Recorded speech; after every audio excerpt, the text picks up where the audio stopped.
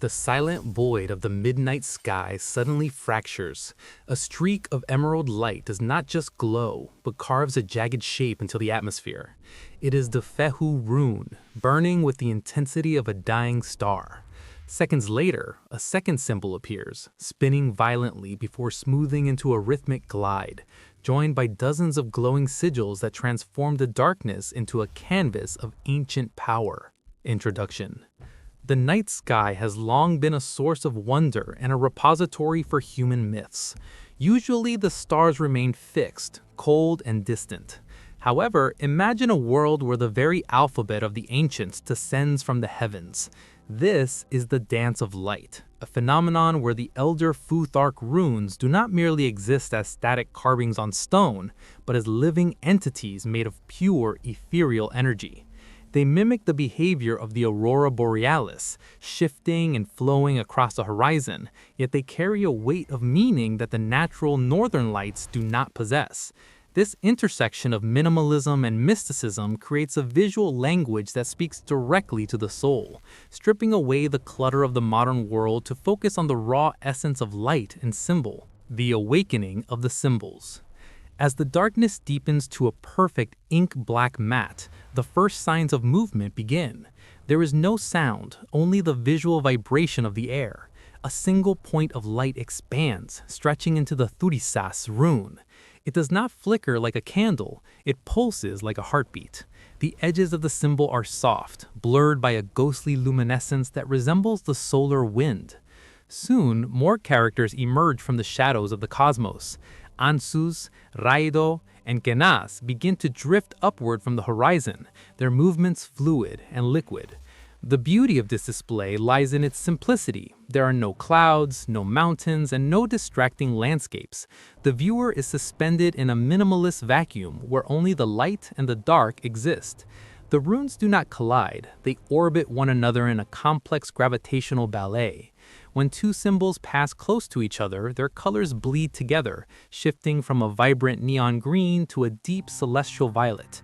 This interaction suggests a conversation between the symbols, a prehistoric code being rewritten in the sky for a new era. The rising climax. The pace of the dance quickens. The runes no longer drift, they surge.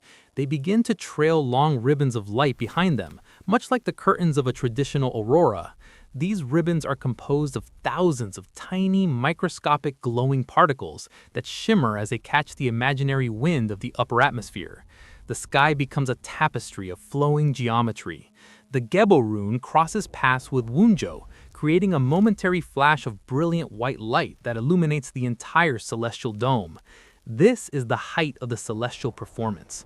The runes begin to assemble into complex circular patterns, spinning like great wheels of fire in the sky.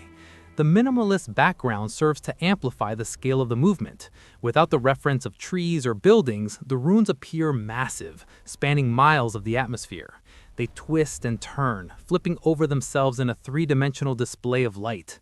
The energy seems to peak as the Algus rune, the symbol of protection, rises to the zenith of the sky, casting a protective glow over all the other dancing lights. The intensity of the luminescence reaches a point where the black sky seems to hum with suppressed energy, a silent crescendo that threatens to break the boundaries of the visual realm. The fading echo. As quickly as the energy peaked, it begins to soften. The frantic spinning slows into a gentle, swaying motion. The sharp edges of the runes start to dissolve, returning to the amorphous shapes of traditional auroral waves.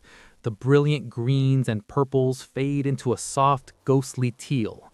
One by one, the symbols begin to lose their structural integrity. The Hagalas rune breaks apart into shimmering dust, followed by the others.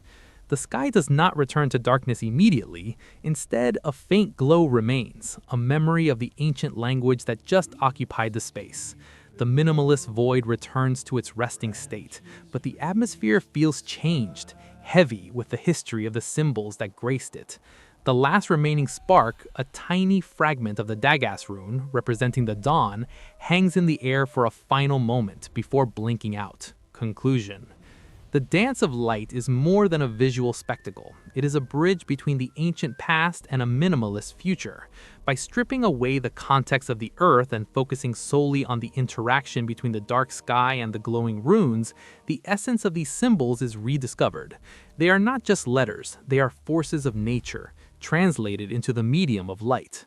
This ethereal performance leaves the observer with a sense of profound peace and a reminder that even in the darkest, most minimalist voids, there is a capacity for brilliant, meaningful movement. The runes have returned to the silence, but the dance remains etched in the mind, a testament to the enduring power of light and the mysteries that still dwell within the night.